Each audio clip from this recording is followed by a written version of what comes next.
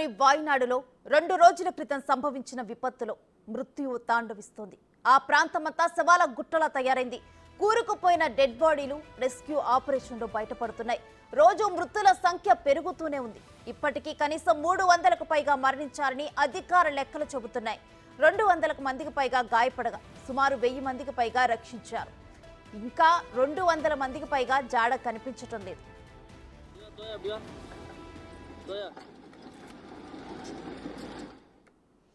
మంగళవారం కురిసిన భారీ వర్షాలకు వాయనాడులో 3 కొండ చర్యలు విరిగిపడ్డాయి. జిల్లాలోని ముండక్కై, చురల్మల, అత్తమాల, నూల్ పూజ గ్రామాల కొండ చర్యలు విరిగిపడటంతో ఎక్కువగా ప్రభావితమయ్యాయి.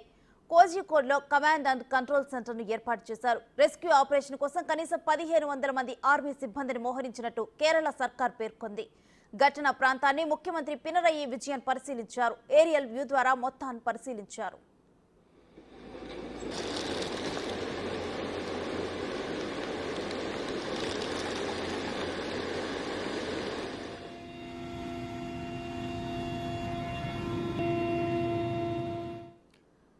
రెండు రోజుల క్రితం సంభవించిన విపత్తులో ప్రాణాలతో బయటపడిన వారిని కనుగొనడానికి రెస్క్యూ బృందాలు సవాలు పరిస్థితుల్లో అవిశ్రాంతంగా పనిచేస్తున్నాయి. క్లిష్ట భూభాగం వల్ల రెస్క్యూ ప్రయత్నాలకు చాలా ఆటంకం కలుగుతోంది.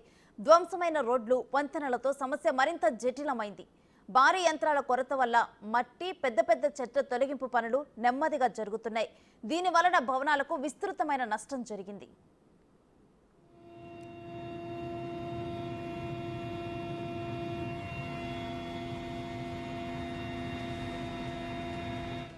ప్రతిపక్ష నేత రాహుల్, ప్రియాంక గాంధీ ఘటనా స్థలాన్ని సందర్శించారు. వాయనాడ్ కేరళ దేశానికి ఇదొక భయంకరమైన విషాదమని రాహుల్ గాంధీ అన్నారు.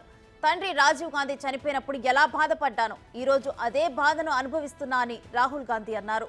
ఇక్కడ ప్రజలు తండ్రిని మాత్రమే కాకుండా మొత్తం కుటుంబాన్ని కోల్పోయారని ఆవేదన వ్యక్తం చేశారు.